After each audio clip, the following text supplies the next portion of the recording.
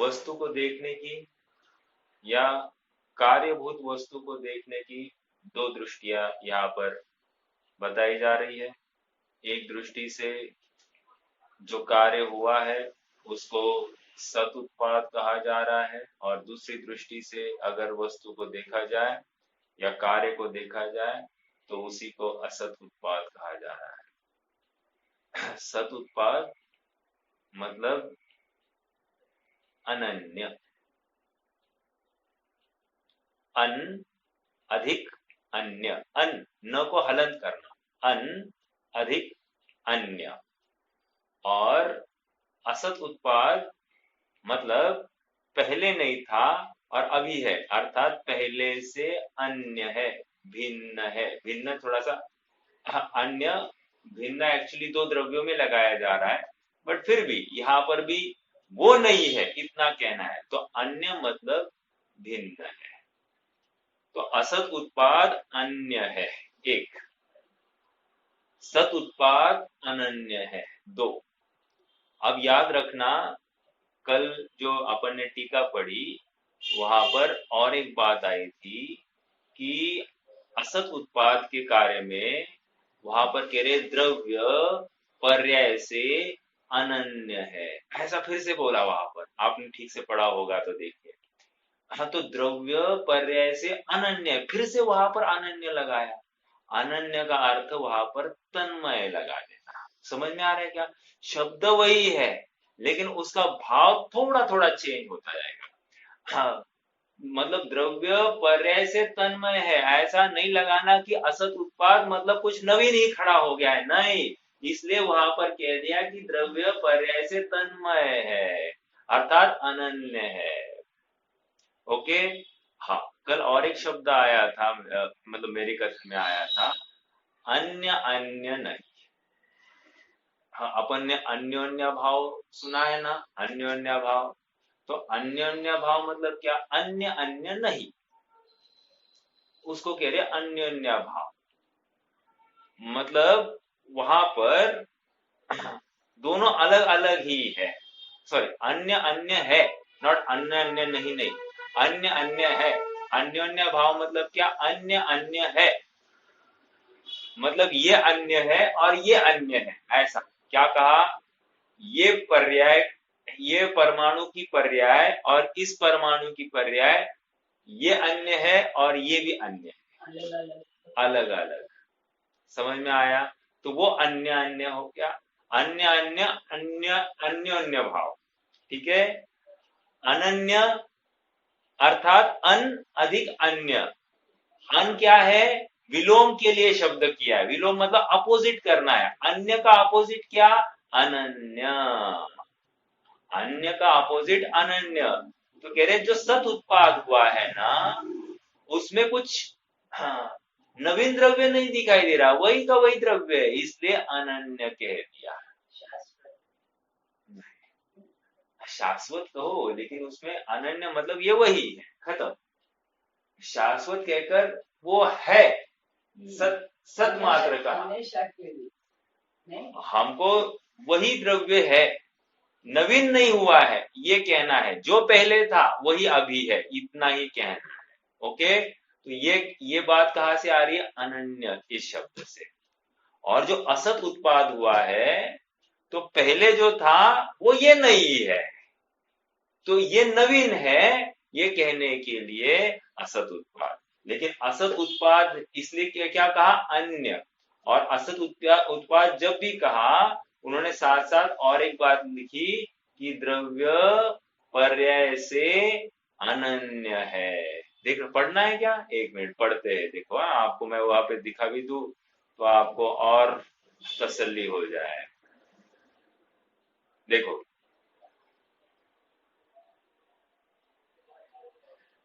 हाँ, page number 113 पर देखिए।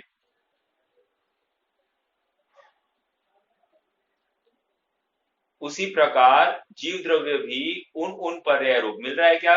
फर्स्ट पैराग्राफ के लास्ट दो लाइन देखिए। उसी प्रकार जीव द्रव्य भी उन उन पर्याय रूप विशेषों के समय, विशेषों के समय मतलब असत उत्पाद उन विशेषों से तन्मय होने से उनसे अनन्य है, पृथक नहीं है।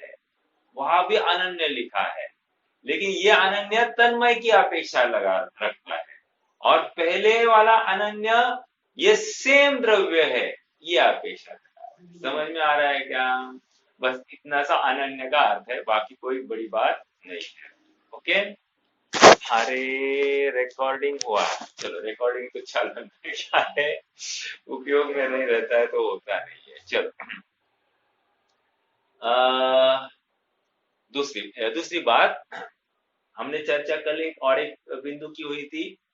सोनाली भाभी का प्रश्न था कि द्रव्यार्थिक नय और द्रव्य दृष्टि ये एक है या अलग? तो अपन ने पूरा चर्चा या पूरा जोर इसी बात पर लगाया कि द्रव्य दृष्टि और द्रव्यार्थिक नय अलग अलग है।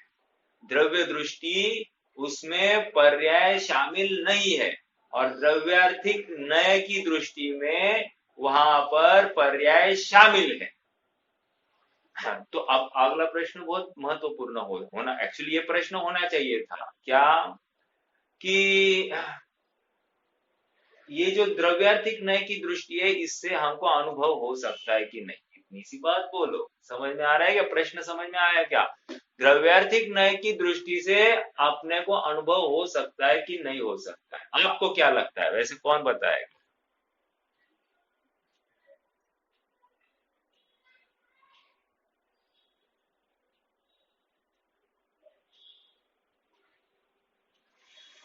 नहीं बता पाएंगे?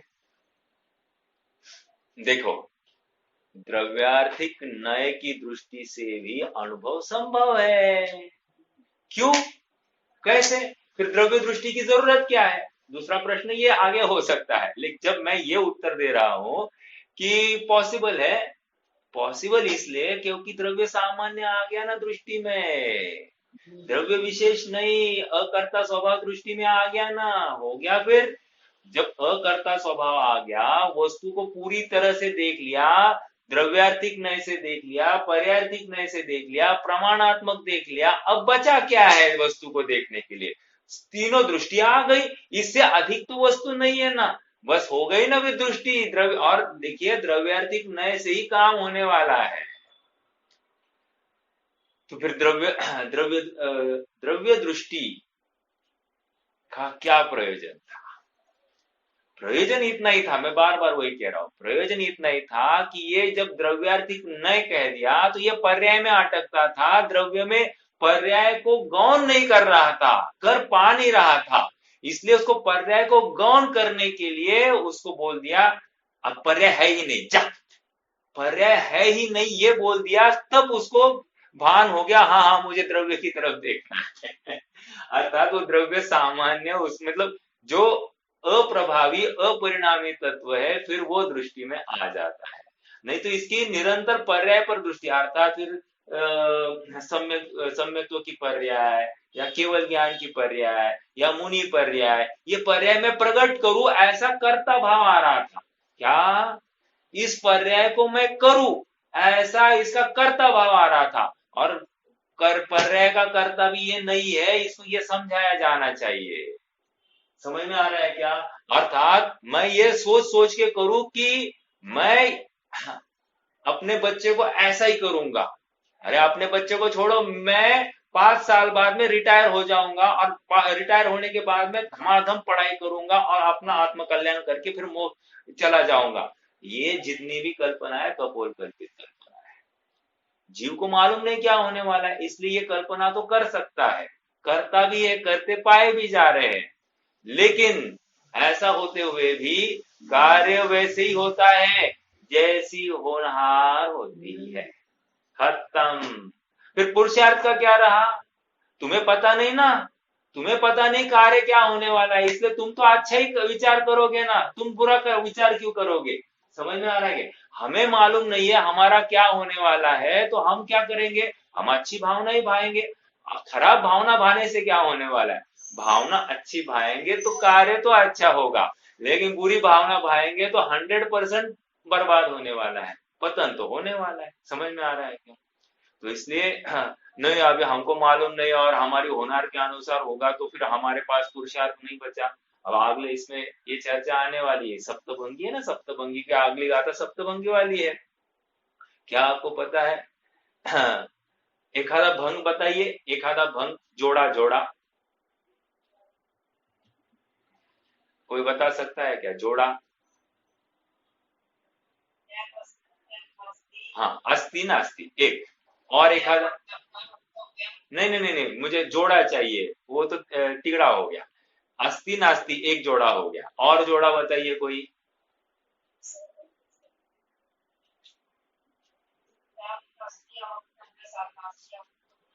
अरे नहीं रे बाबा, मैं पूछ रहा हूँ जोड़ा, मतलब भेद अभेद, एक अनेक, ये जोड़े हो गए।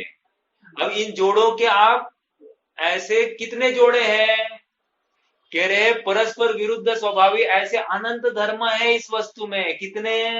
अनंत धर्म। तो कितने भंगिया होने वाली है? अनंत भंगिया होने वाली। और भंगी मतलब क्या? भंगी मतलब भेद। भंगी मतलब भेद, ठीक है। आज के परिप्रेक्ष्य में जिसको भंगी बोला जाता है वो ऐसा भंगी यहाँ पर नहीं लेना।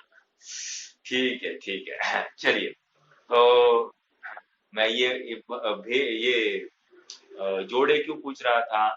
एक जोड़ा, हाँ, आचार्य समंत भद्र ने आप्तमीमांसा में कौन सा लिया होगा? पुरुषार्थ और होनहार। क्या, कौन सा लिया? सॉरी, भाग्य और होनहार मतलब भाग्य, भाग्य और पुरुषार्थ, ये जोड़ा लिया है। अब आपका माथा चलेगा कि नहीं चलेगा मुझे मालूम नहीं कि ये जोड़ा है क्या। एक्चुअली पांच में कार्य होता है ना, उन्होंने भाग्य और पुरुषार्थ, ये जोड़ा लिया है। कार्य कैसे हुआ? भाग्य से हुआ है या पुरुषार्थ से हुआ है? समझ में आ रहा है क्या? तो इसके लिए भी उन्होंने चर्चा की, भंग है ना वो भी। तो हाँ, ये अपने आप में चर्चा का बिंदु रहा है। और विद्वानों में भी चर्चा निरंतर होती रहती है कि कार्य कैसे होता है, भाग्य से होता है या पुरुषार्थ से होता है, भाग्य से होता है या पुरुषार्थ से होता है। आप एक बोलो, आप दो ही बोलेंगे फिर दोनों भी करेंगे नहीं। ठीक है, चलिए, आ जाइए आज अभी अपने को। हाँ बोलिए बहन जी, कुछ बोलना है क्या? हाँ, तो पुरुषार्थ का क्या हुआ फिर? हाँ, नहीं, पंडित, हाँ तो आ गए ना आप भाग्यवादी हो गए। तो देखो ना, हम भाग्य में होगा तो रोटी मेरे शरीर में जाएगी। अगर भाग्य से होता है तो पुरुषार्थ क्यों करता है? भाग्य में होगा तो नोटे कमाएंगे, नहीं तो फिर नहीं कमाएंगे।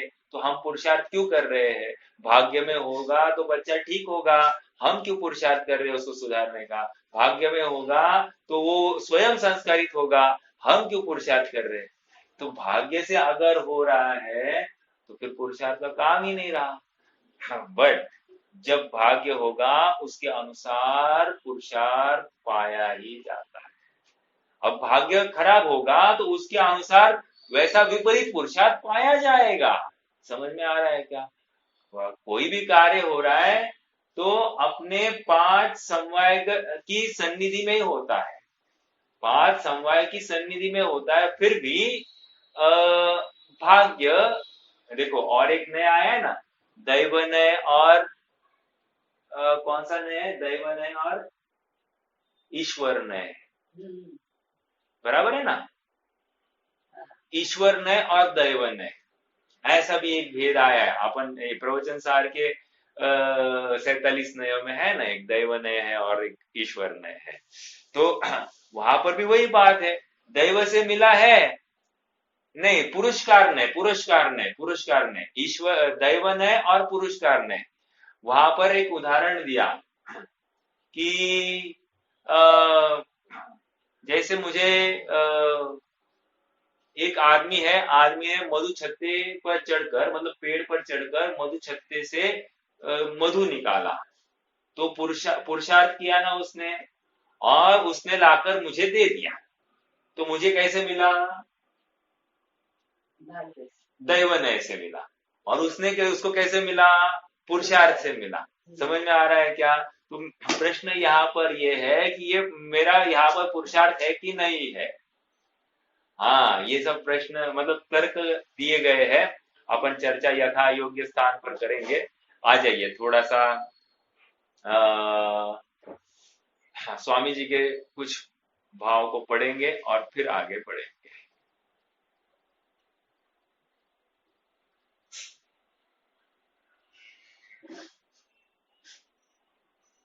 देखो अगले पेज पर आ जाइए, पेज नंबर 114।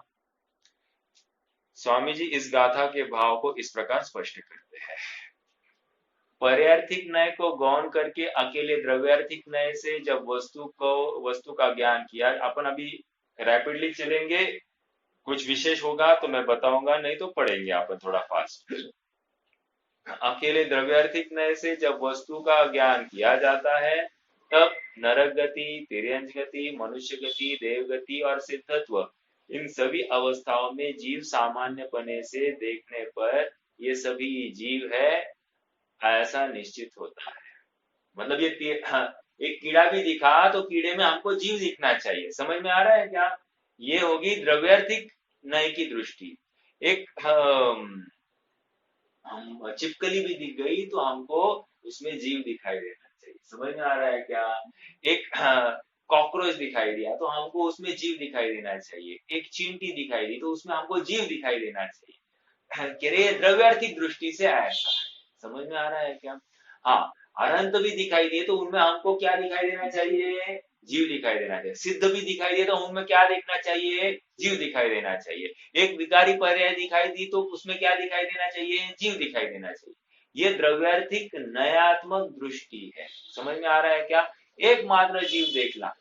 हाँ, देखो इसलिए ना जो ज्ञानी जन होते हैं, कोई उनका विरोध करता है तो वे सीधा उनको क्या मतलब विरोध करते हैं तो उनका बुरा नहीं मानते, कहते भूले हुए भगवान।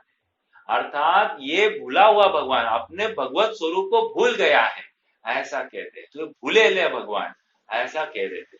ओके, तो विचारणीय बिंदु ये है कि हमारी दृष्टि निरंतर कौन सी होनी चाहिए? द्रव्य दृष्टि होनी चाहिए। समझ में आ रहा है क्या? देखो आगे, इन सभी अवस्थाओं में जीव सामान्यपने से देखने पर ये सभी जीव है ऐसा निश्चित होता है। अर्थात ये अन्य जीव नहीं, अजीव भी नहीं। दो बातें कह रहे हैं।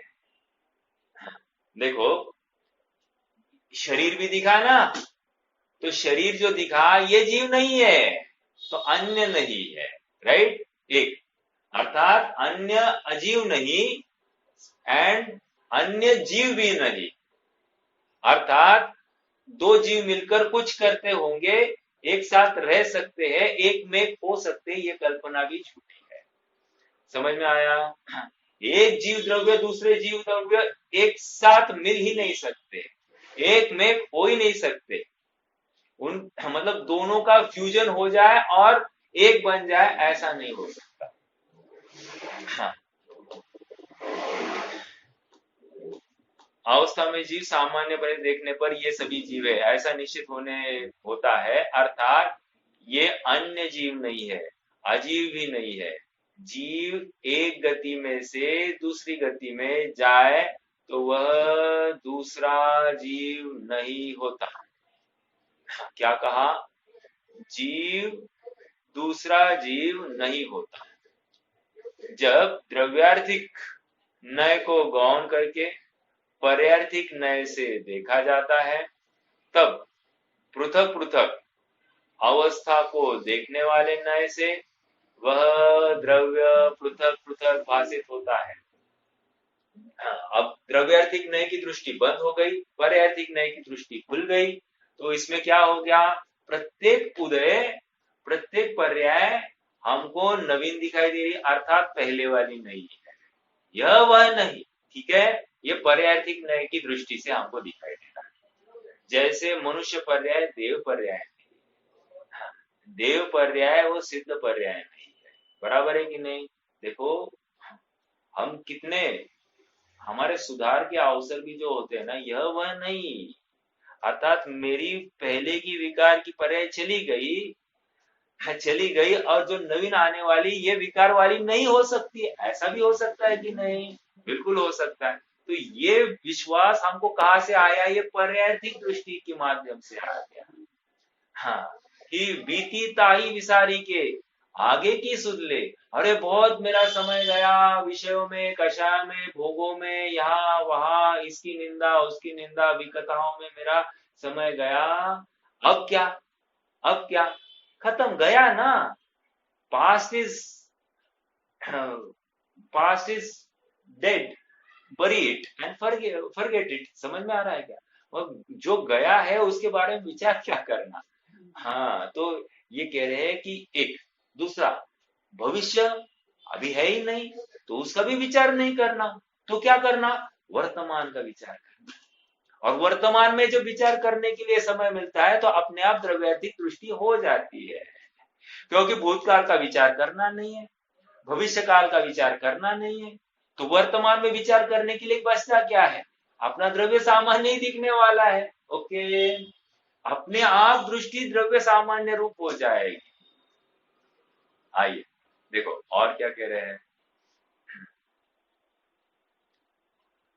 इस प्रकार अवस्था से देखा जाए तो जीव अन्य अन्य भाषित होता है। अन्य अन्य भाषित होता है मतलब पहले वाला और दो पर्याय लेना, पहली पर्याय और ये पर्याय दूसरी पर्याय, दोनों अन्य अन्य है। मतलब ये अन्य है, ये अन्य है, ये अन्य दूसरी की अपेक्षा, दूसरी अन्य पहले की अपेक्षा, मतलब ऐसे दो पर्याय में ये अन्य अन्य बनना घटित करता है। आगे, क्योंकि वह विशेषों के समय उसमें उनमें तन्मय होने के कारण वह उनसे पृथक नहीं अपितु अनन्य है।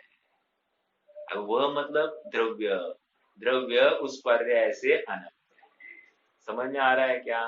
क्योंकि वह विशेषों के समय उनमें तन्मय, इस प्रकार अवस्था से देखा जाए तो जीव अन्य अन्य भाषित होता है। जीव अन्य अन्य भाषित हुआ, देखो शब्द के ऊपर और एक गौर करना, जीव अन्य अन्य भाषित हुआ। ऐसा नहीं कहा कि पर्याय अन्य अन्य भाषित हुई, उस पर्याय से परिणत जीव ही अन्य अन्य भाषित हुआ। पहले द्रव्यार्थिक दृष्टि में वो जीव ही सामान्य, जीव ही हमको दिखाई दे रहा है, जीव सामान्य ही दिखाई दे रहा है। तो दोनों में जीव ही दिखाई दे रहा है। ओके, कार्य दिखाई दे रहा है, पर्याय दिखाई दे रही, लेकिन दोनों में जीव देखना है। ओके, हाँ,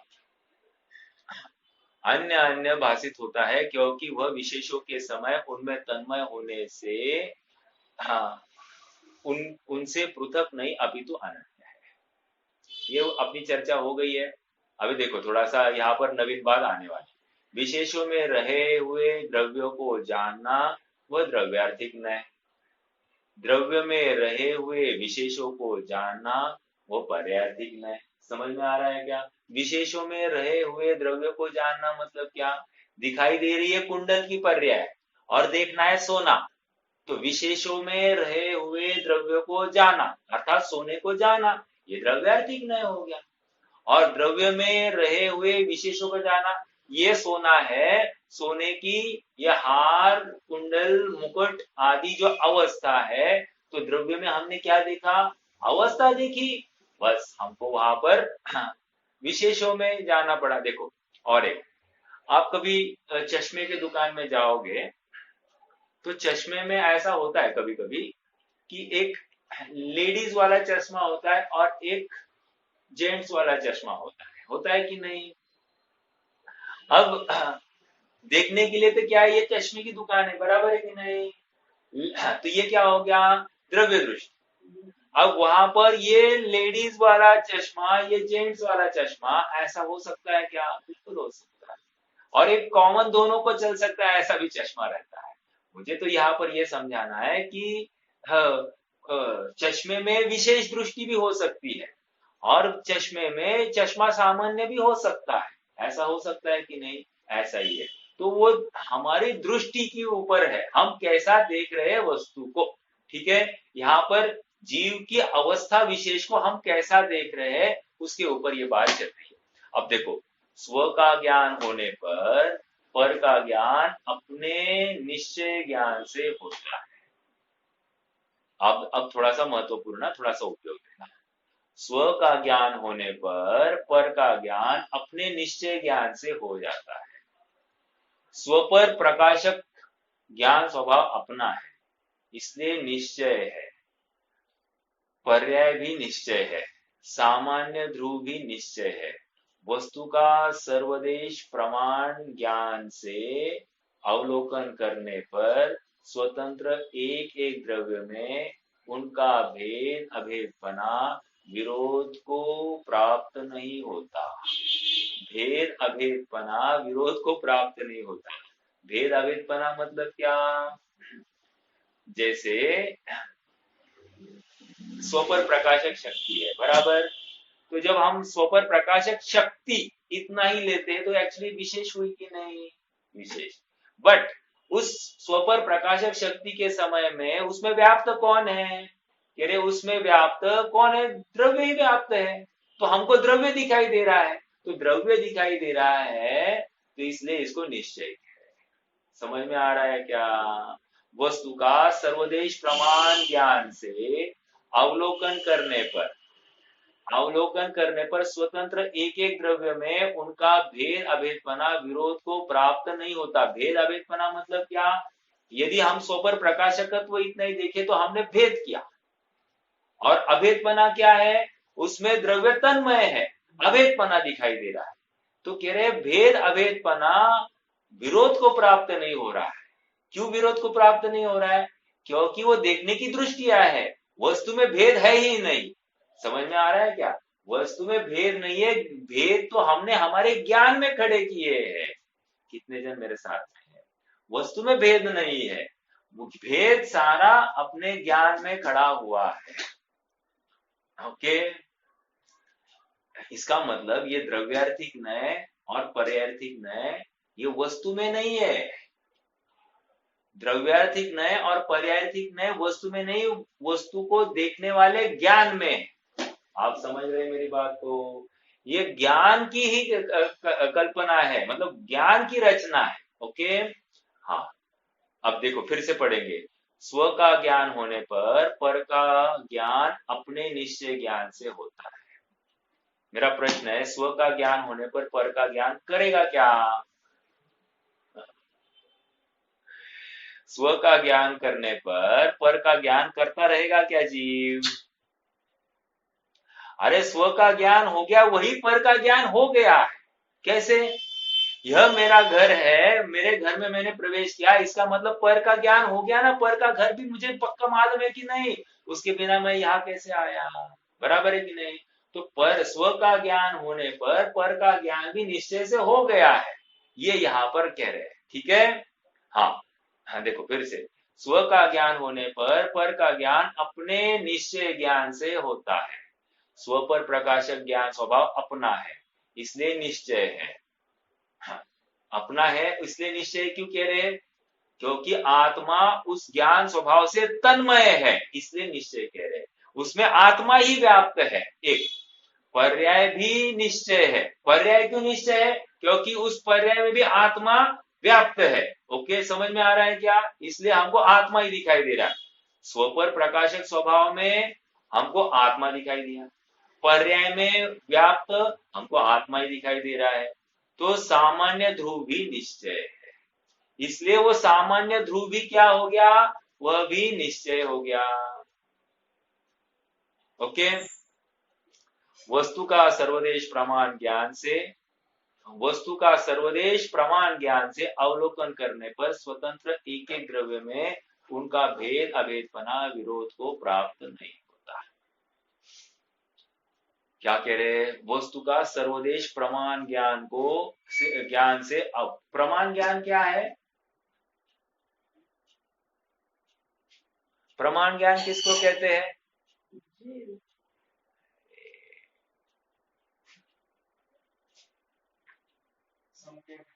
अरे तत्वार सूत्र का सूत्र है,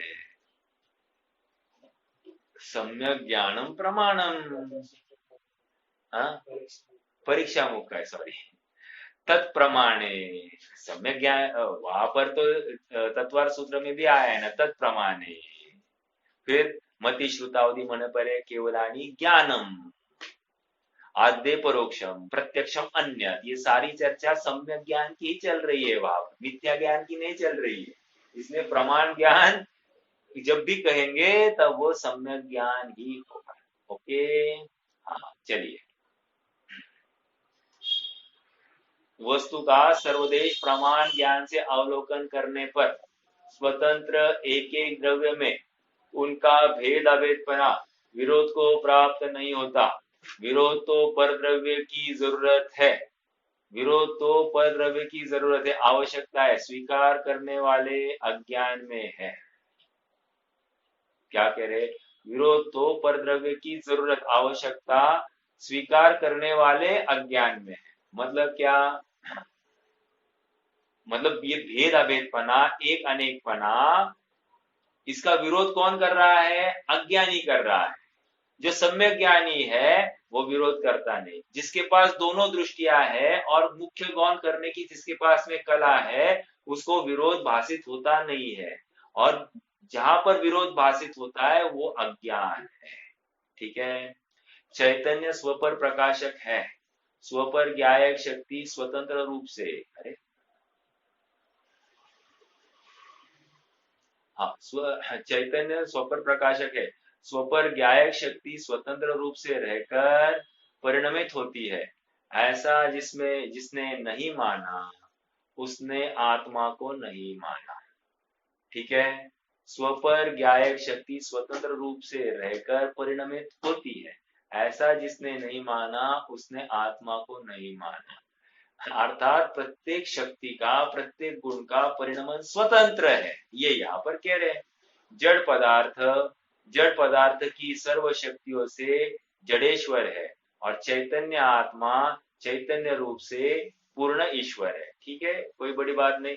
इस गाथा में आचार्य कह रहे हैं, अभी कंक्लूजन यहाँ पर डॉक्टर साहब का कंक्लूजन है। इस गाथा में आचार्य देव कह रहे हैं कि वस्तु का स्वरूप सामान्य विशेषात्मक है। एक, उसने उसे जानने के लिए दो आंखें चाहिए, दो, एक द्रव्यार्थिक नय की आंख और एक सामान्य रूप को देखती हुई दूसरी पर्यार्थिक नय की आंख, जो वस्तु के विशेष स्वरूप को देखती है।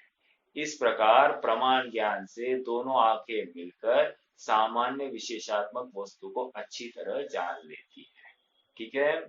ध्यान रहे, यह ऐसा नहीं कहा कि मात्र एक द्रव्यार्थिक नय की आंख को सदा खोलना, पर्यार्थिक नय की आंख को बंद ही रखना। कंक्लूजन कर रहे हैं, अर्थात जब प्रयोजन होगा तो हमको पर्यार्थिक नय की आंख को खोलना पड़ेगा, उस समय में द्रव्यार्थिक नय की आंख को गौण करना पड़ेगा, वो बंद होगी। ठीक है। हाँ, एक साथ खुली रखी हुई कहा गया। अंत में आचार्य देव ने प्रमाण दृष्टि की चर्चा की है, जिसमें दोनों आंखें एक साथ खुली रखी जाती है। अतः इस गाथा में से ऐसा अर्थ निकालना कि सदा एक द्रव्यार्थिक आंख को ही खुली रखना एकदम गलत है, क्योंकि वस्तु स्वरूप समझने के लिए उसे प्रत्येक दृष्टि से देखना अत्यंत आवश्यक है। ध्यान देने की बात यह है कि इस गाथा के प्रवचन में स्वामी जी ने आत्मा के स्वपर प्रकाशक स्वभाव का निश्चय कहा है। ठीक है। निश्चय कहने की अपेक्षा क्या है? उसमें आत्मा तन्मय है, खत्म। ओके। अब स्वपर प्रकाशक स्वभाव रूप परिणाम हुआ तो उसमें भी क्या हुआ? आत्मा तन्मय है, तो तन्मय है तो निश्चय हो गया। ठीक है। अभेद सो निश्चय, समझ में आ रहा है क्या? अभेद सो निश्चय और भेद सो व्यवहार। आप स्वपर प्रकाशक स्वभाव को भेद की अपेक्षा से भी देख सकते हो, अभेद की अपेक्षा से भी देख सकते हो। तो भेद सो व्यवहार, अभेद सो निश्चय। भेद करेंगे तो पर्यार्थिक नय की दृष्टि, अभेद करेंगे तो द्रव्यार्थिक नय की दृष्टि। ठीक है। और जब द्रव्यार्थिक नय की दृष्टि हो गई तो उसमें आत्मा ही दिखाई दिया। जैसे थोड़ा सा और खोलता हूं इस बात को। हाँ, देखो, मान लो कोई वस्तु अपने ज्ञान का गेय बन रही है, बराबर। तो वो वस्तु ज्ञान दर्पण पर झलकी, ये स्व प्रकाशकत्व है कि नहीं है? है। ये स्व प्रकाशकत्व कब कहा जाएगा? जब मैं ये निर्णय करूंगा मैं वस्तु वहां नहीं देख रहा हूं, यहां देख रहा हूं, अर्थात दर्पण में देख रहा हूं, और वो दर्पण मेरा ही स्वयं का अपना है। जब ये नक्की करूंगा तो ये स्व पर प्रकाशकत्व, स्व प्रकाशकत्व हो गया, बराबर, क्योंकि स्व ही प्रकाशित हो कर रहा है ना। पर को कहा प्रकाशित किया? स्व को प्रकाशित किया। ओके। और ये स्व पर नहीं है, इसलिए पर प्रकाशकत्व हो गया। समझ में आ रहा है? जैसे एक एग्जांपल, इस दर्पण में मोर दिखाई दिया, राइट। जो मोर दिखाई दिया वो कहा देखा जा रहा है? ज्ञान अपने दर्पण में देख रहा है उस मोर को, वो बाहर वाला मोर नहीं। कहा ये ज्ञान का स्वतंत्र परिणमन है, वो मोर की वजह से ये मोर नहीं है। ये मोर ज्ञान की अपनी उस समय की योग्यता के अनुसार परिणमित हुआ है, वो मोर है, इसलिए यहाँ पर मोर नहीं। ओके। हाँ, एक बात तो ये ज्ञान का परिणमन हो गया ना। अब एक बात, तो ये स्व प्रकाशक हो गया ना, स्व प्रकाशक हो गया। ये पर नहीं है ना, नहीं है, इसलिए पर प्रकाशक हुआ कि नहीं हुआ। तो स्व पर प्रकाशक हो गया कि नहीं हो गया। अब मेरा दूसरा प्रश्न, इस स्व प्रकाश में कौन व्याप्त है? आत्मा व्याप्त है। तो हमको क्या दिखाई दे रहा है स्व प्रकाशकत में? वो उसको, उस स्व प्रकाश को धारण करने वाला कौन है? वो आत्मा, या आत्मा ही उस स्व प्रकाश स्वभाव से तन्मय है, अनन्य है। तो हमको आत्मा ही दिखाई दे रहा है, इसलिए वो निश्चय का कथन है। आप समझ रहे हैं क्या मेरी बात को? हाँ, ये थोड़ा सा विचारणीय बिंदु है। तो चलिए, ये हो गई अपनी 114 नंबर की गाथा। अब हमको एक कदम आगे बढ़ना है। बहुत ही इंटरेस्टिंग विषय है, बहुत ही आनंददायी विषय है, जिनागम का प्राण कहो ऐसा यह विषय अब चालू होने वाला है। कौन सा है? सप्तभंग।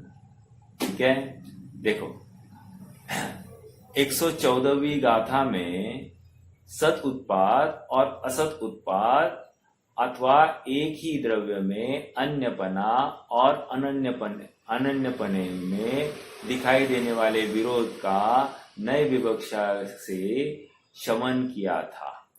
अब 115वीं गाथा में उसी बात को आगे बढ़ाते हुए विरोध को समाप्त करने वाली सप्तभंगी की चर्चा करते हैं। नहीं, हमको समझ में आया, द्रव्यर्थिक नहीं परैर्थिक नहीं, समझ में आ गया साहब। अभी आगे मत जाइए, नहीं समझ में आया। आचार्य कह रहे नहीं मेरे बच्चे, तुझे समझ में नहीं आया है, तुझे ये भी समझना पड़ेगा। सप्तभंगी से हम और अच्छे से समझाने वाले हैं। देखो, एक ही कार्य को अब कितने एंगल से समझाया जा रहा है? 7 एंगल से समझाया जा रहा है। ठीक है, पहले 2 एंगल बोले और टीका में 3 एंगल कर दिए, एक प्रमाण की दृष्टि, एक द्रव्यार्थिक न्याय की दृष्टि, एक परयार्थिक न्याय की दृष्टि। अब यहाँ पर 7 दृष्टियों से देखा जा रहा है। ठीक है, एक ही कार्य को 7 दृष्टियों से देखा जाएगा। हाँ, क्या है देखते हैं। देखो, अथिति पणथिति यह वदि अवत्तवमिदि पुणो दौवम पज्जायेण दुकेण वि तदुभय मादिठमन्नं वा।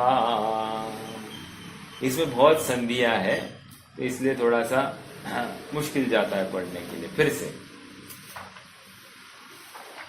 क्या है? अथिति यणथि ति यह वदि अवत्तवमिदि पुणो दौवम पज्जायेण दुकेण वि तदुभय मादिठमन्नं वा। अपेक्षा से द्रव्य है नहीं अनिर्वचनीय है नहीं है नहीं इस तरह ही अवशेष तीनों भंग है। क्या जबरदस्त है, आप थोड़ा ठीक से पढ़िए ना। हाँ देखो, अपेक्षा से द्रव्य है एक, है नहीं दो, अनिर्वचनीय है तीन, तीन हो गए, है नहीं चार, है भी और है नहीं भी चार। आपको मुझे बताना है क्या है ये। इस तरह ही अवशेष तीनों भंग है। कौन बताएगा? है मतलब क्या, है नहीं मतलब क्या, अनिर्वचनीय मतलब क्या, है नहीं मतलब क्या, और नहीं, पहले है मतलब क्या?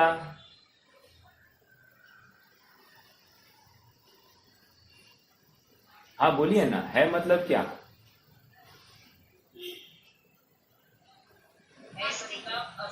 अस्ति। है नहीं मतलब ना, नास्ति, नास्ति है, नास्ति है दो, अनिर्वचनीय है अर्थात अवक्तव्य है, अवक्तव्य। देखो शब्द के ऊपर गौर करना, है कह रहे हैं, अवक्तव्य है। ओके, अब चौथा है नहीं। अब ये क्या है?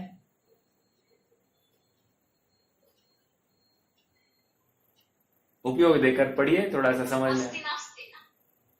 हाँ, है मतलब अस्ति, है नहीं मतलब नास्ति। तो ये कह रहे अस्ति नास्ति, ये कौन सा हो गया? चौथा भंग हो गया। इस तरह ही अवशेष तीनों भंग है। अभी अवशेष तीनों भंग मतलब क्या? वहां पर अवक्तव्य के मतलब स्यात् है अवक्तव्य, स्यात् नहीं है अवक्तव्य, है स्यात् है नहीं है अवक्तव्य, ऐसे और तीन भंग होंगे। ठीक है, चलिए देखते हैं फिर से। अभी अपन प्राकृत में देखते पहले।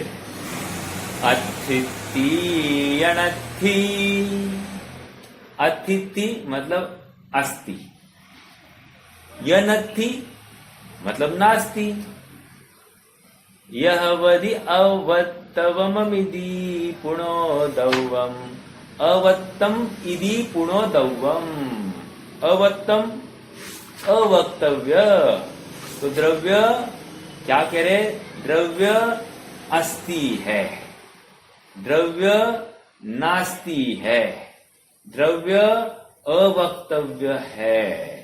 ओके, पज्जाएण दुकेण भी, क्या कह रहे? पज्जाएण दुकेण भी,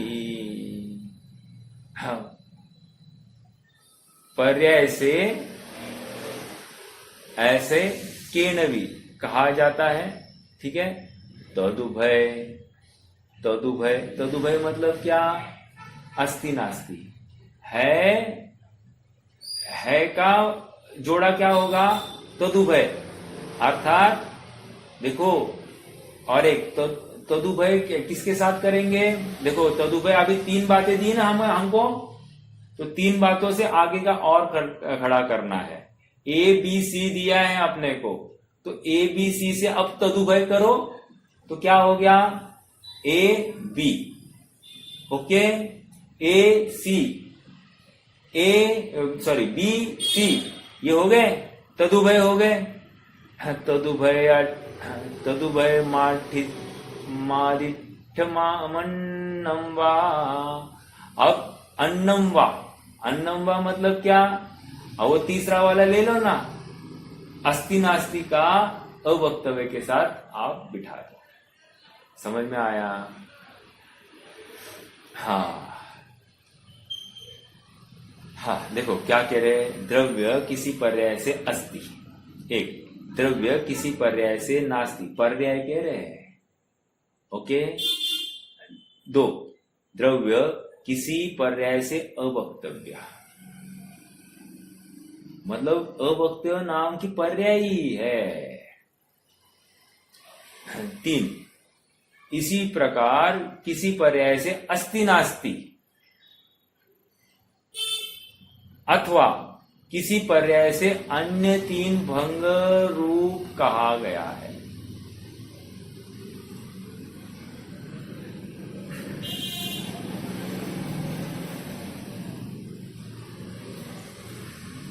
अन्य तीन भंग कैसे निकाला? अन्नम वा, अन्नम वा आया क्या? वो गाथा के अंतिम जो शब्द है, तदुभय माठिद मादिठ अन्नम वा, मादिठम अन्नवा, अन्नम वा। तो वह अन्नम वा अर्थात वे आगे के तीन भंग करो। समझ में आया? आगे देखो, ध्यान रहे, यह पर्याय शब्द अपेक्षा के अर्थ में प्रयुक्त हुआ है। क्या कह रहे हैं? ध्यान रहे, पर्याय शब्द अपेक्षा, अपेक्षा मतलब किसी पर्याय से, किसी अपेक्षा से। और पर्याय वो अवस्था है ही ना, बट यह अपेक्षा क्यों ले रहे हैं? अपेक्षा या कथन की चल रही है ना, हम कथन कर रहे हैं किसी चीज का। देखो, द्रव्य है कि नहीं है, प्रश्न तो कह रहे हैं द्रव्य है, ओके। दूसरा, द्रव्य है कि नहीं है, कह रहे नहीं है। किस अपेक्षा से? दूसरे की अपेक्षा से नहीं है, स्व की अपेक्षा से है और पर की अपेक्षा से नहीं है। अभी स्व की अपेक्षा से है नामक धर्म वस्तु में ही है, और पर की अपेक्षा से द्रव्य नहीं है, ऐसा नहीं है वाला धर्म भी इसी द्रव्य में अस्थि रूप से है।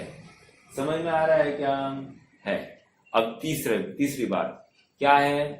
हाँ, ऐसा आप है या नहीं है, एक कुछ तो बोलो, या पूरा एक साथ बोलो। कह रहे नहीं ना कह सकते, और अनिर्वचनीय, हम एक साथ नहीं बोल सकते, इसलिए अनिर्वचनीय, ओके। अनिर्वचनीय कहकर क्या कह रहे? एक साथ है या नहीं है, ऐसा एक साथ नहीं कहा जा सकता, इसलिए अनिर्वचनीय। अब देखो, अनिर्वचनीय कहकर क्या किया?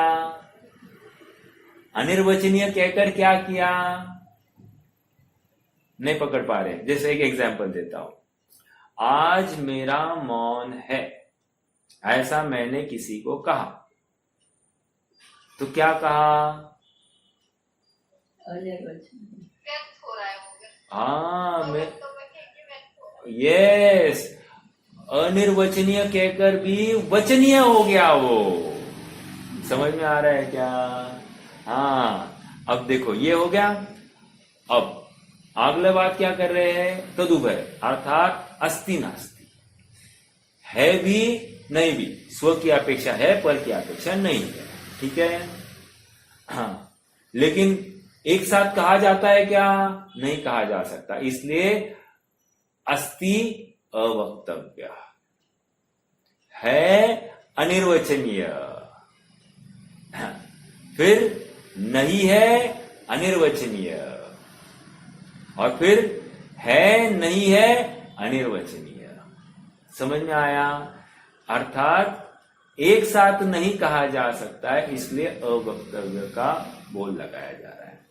आपने थोड़ा सा गौर किया होगा तो इन 7 भंगों में वहां पर अवक्तव्य के 4 दिखाई दे रहे हैं, और वक्तव्य के कितने हैं? वक्तव्य के 3 है। कैसे? लिखा तो नहीं दिखाई दे रहा, जब लिखा नहीं है तो समझ लेना ये वक्तव्य है, और जब लिखा है अवक्तव्य तो लिखा ही दिया है, और जो नहीं लिखा, जहां पर लिखा नहीं वहां पर वक्तव्य है, ऐसा समझ लेना, ठीक है। वक्तव्य मतलब कहा जा सकता है, कहा जाता है, अस्ति वक्तव्य, नास्ति वक्तव्य, अस्ति नास्ति वक्तव्य। ठीक है, ये 3 भंग वक्तव्य वाले हैं। और वक्तव्य कितने बोल है? 4 भंग है। एक तो अवक्तव्य स्वयं एक भंग है, और अस्ति अवक्तव्य, नास्ति अवक्तव्य, अस्ति नास्ति अवक्तव्य। अब किन्हीं किन्हीं ग्रंथों में ये सप्तभंग का क्रम भी दिया गया है। जैसे यहां पर क्या दिया है? अस्ति नास्ति अवक्तव्य, अस्ति नास्ति, अस्ति अवक्तव्य, नास्ति अवक्तव्य, अस्ति नास्ति अवक्तव्य। ऐसा क्रम यहां पर इस गाथा में दिया है। अन्य जगह पर क्या है? अन्य जगह पर ऐसा भी है, अस्ति नास्ति, अस्ति नास्ति अवक्तव्य, अस्ति अवक्तव्य, नास्ति अवक्तव्य, अस्ति नास्ति अवक्तव्य। समझ में आया क्या? थोड़ा सा आगे पीछे क्रम कर दिया है। वो अस्ति नास्ति और अवक्तव्य को इंटरचेंज किया गया है। ओके, इतना फर्क आ गया है। प्रश्न ये है, कौन सा सही है? अब कौन सा सही है क्या? आत्मा में 7 भंग एक साथ पाए जाएंगे या आगे पीछे पाए जाएंगे? कह रहे एक साथ पाए जा सकते हैं, अर्थात ये सप्तभंगी प्रत्येक द्रव्य में एक साथ पाई जा सकती है, इसलिए इनमें क्रम नहीं किया जा सकता। वो तो हमारे वचनों की कमी है कि उसको क्रम के अनुसार कथन कर रहे हैं हम। ऐसा भी हो सकता है कि अस्ति अवक्तव्य पहले ले लो, कोई प्रॉब्लम नहीं है, क्योंकि वे अक्रम से वहां पर विद्यमान है वस्तु में। ठीक है, हाँ जी, थोड़ा सा पढ़ेंगे और देखो, द्रव्य स्वरूप की अपेक्षा से, द्रव्य स्वरूप की अपेक्षा से स्यात् अस्ति। अब ये स्यात् क्या है? स्यात् मतलब किसी अपेक्षा। समंतभद्र स्वामी ने तो एक जगह पर लिखा है कि जैनी का हर वचन स्यात् मुद्रा से इंगित है। स्यात् मुद्रा से इंगित है मतलब क्या? कह रहे हैं किसी भी वचन को आप देखो तो आप भले वहां पर लिखा नहीं होगा, आपको अपनी तरफ से स्यात् ये शब्द लगाना है। अर्थात मैंने कहा आत्मा नित्य ही है, तो वहां पर स्यात् नित्य आ गया। क्यों? आत्मा नित्य ही है और अनित्य भी। समझ में आ रहा है क्या? तो वहां पर अपेक्षा आ गई। समझ में आ रहा है? दूसरी अपेक्षा आ गई ना, तो अनिकांत हो गया। एक्चुअली अनिकांत ऐसा भी नहीं बनेगा, आत्मा नित्य है अनित्य नहीं, ये अनिकांत है। और आत्मा अनित्य है नित्य नहीं, ये अनेकांत। ऐसा कैसे? नित्य है अनित्य नहीं कहकर हम क्या दिखा रहे हैं? हम दिखा रहे हैं द्रव्यार्थिक दृष्टि। और जब हम ये दिखा रहे हैं कि आत्मा अनित्य है नित्य नहीं, हम देख रहे हैं पर्यार्थिक दृष्टि से। समझ में आ रहा है क्या? वैसे अनित्यपना भी अस्थि से इस द्रव्य में पड़ा है। ओके, हाँ देखो क्या कह रहे, द्रव्य स्वरूप की अपेक्षा स्यात् अस्ति, पर रूप की अपेक्षा से स्यात् नास्ति, स्वरूप पर रूप की युगपत अपेक्षा से स्यात् अवक्तव्य। मतलब क्या? एक साथ नहीं कहा जा सकता है, इसलिए स्यात् अवक्तव्य।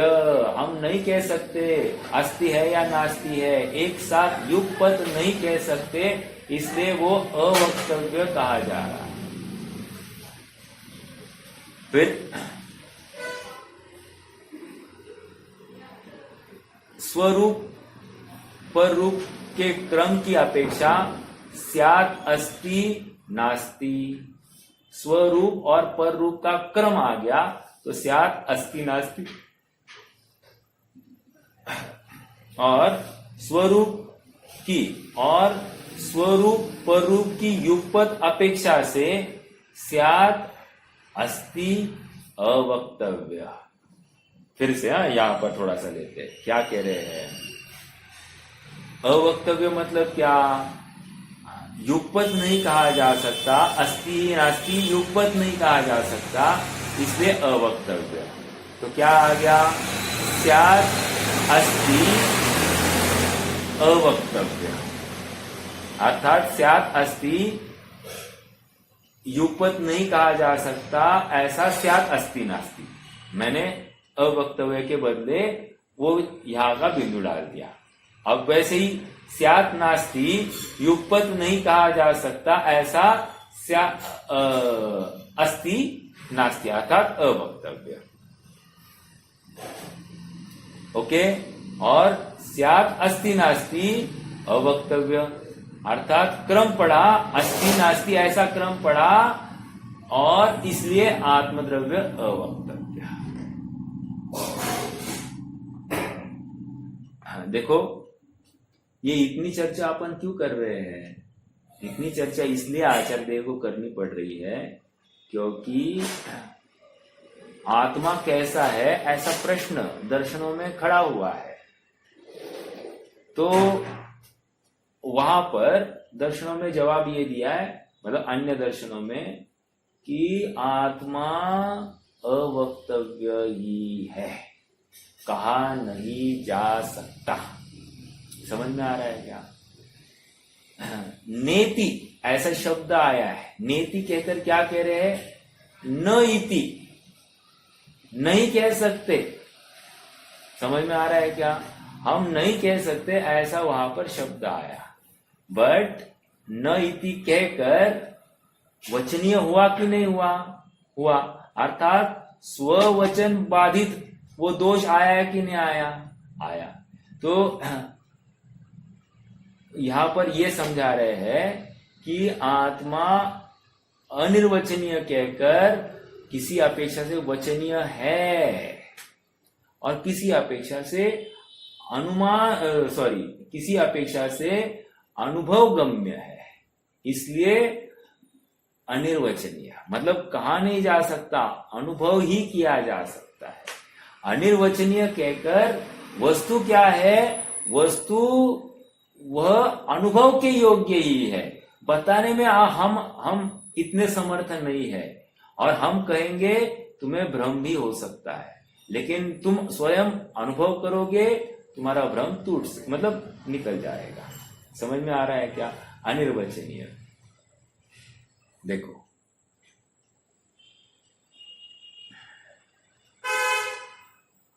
द्रव्य का कथन करने में जो स्वरूप से सत है, पर रूप से असत है, जिसका स्वरूप और पर रूप से युगपत कथन अशक्य है, अर्थात अनिर्वचनीय, जो स्वरूप से पर रूप से क्रमशः सत असत है, जो स्वरूप से और स्वरूप पर रूप से युगपत सत अवक्तव्य है। आ रही क्या बात, थोड़ा सा शब्दों में क्लिष्टता हो रही है, लेकिन कोई मुश्किल बात नहीं, थोड़ा उपयोग देकर सुनना या पढ़ना। तो जो स्वरूप से है और स्वरूप पर रूप से युगपत कहा नहीं जा सकता, इसलिए सत अवक्तव्य, ऐसा जोड़ा बनाइए आप। स्वरूप से है और स्वरूप पर रूप से युगपत कहा नहीं जा सकता, ऐसा अवक्तव्य, ऐसा अस्ति अवक्तव्य। समझ में आया, जो पर रूप से है और स्वरूप पर रूप से युगपत कहा नहीं जा सकता, इसलिए असत अवक्तव्य।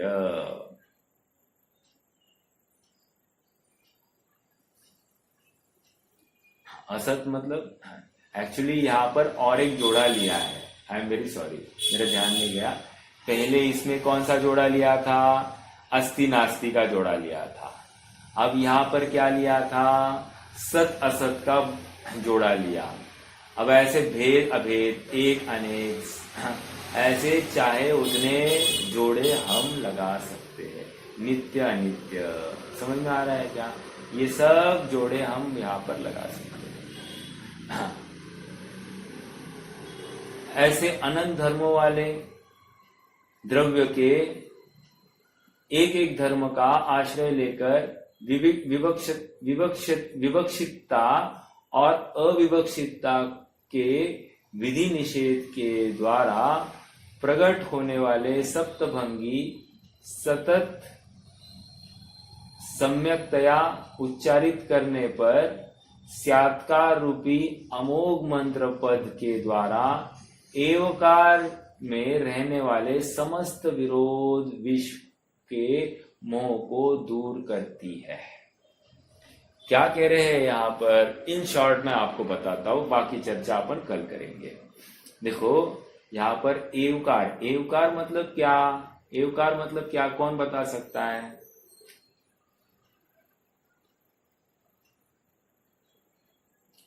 एवकार होता है स्ट्रांगली अपना पॉइंट रखने के लिए। जैसे ही शब्द जब कहेंगे तो उसमें बहुत एम्फसिस देने की बात होती है। जैसे आत्मा सत ही है, खत्म, इतना बोल दिया तो ये क्या हो गया,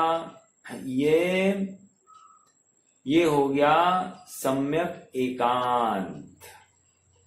सम्यक एकांत क्यों कह रहे हैं? हमने एक ही धर्म को हाईलाइट करके बोल दिया है, आत्मा सत ही है।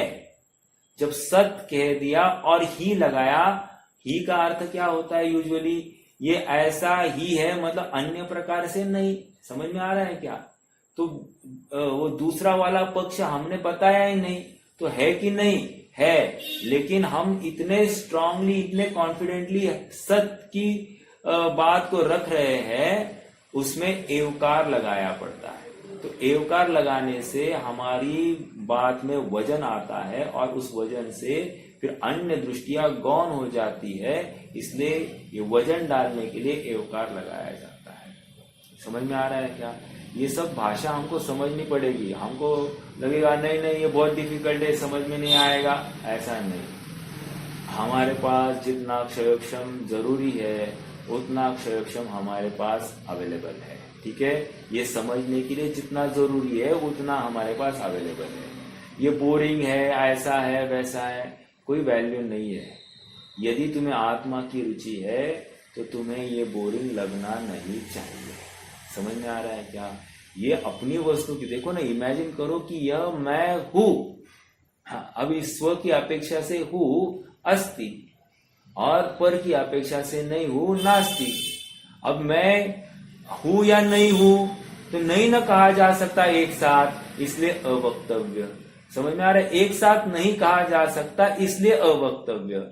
अब हूं अवक्तव्य, नहीं हूं अवक्तव्य, अर्थात नहीं हूं लेकिन एक साथ अस्ति नास्ति होने से एक अस्ति नास्ति का क्रम नहीं लगा सकते, इसलिए अवक्तव्य। कौन पहला कौन पीछे ये नहीं लगा सकते, अवक्तव्य।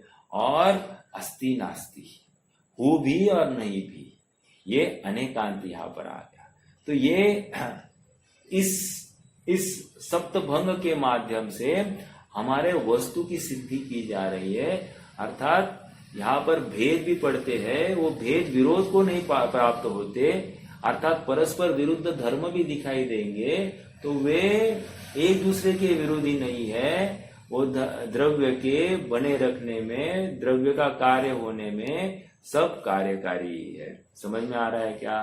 तो सत उत्पाद कहो, असत उत्पाद कहो, वो विरोध का कार्य नहीं है। वैसे ही ये क्यों ऐसे भंग आत्मा में ही पाए जा रहे हैं।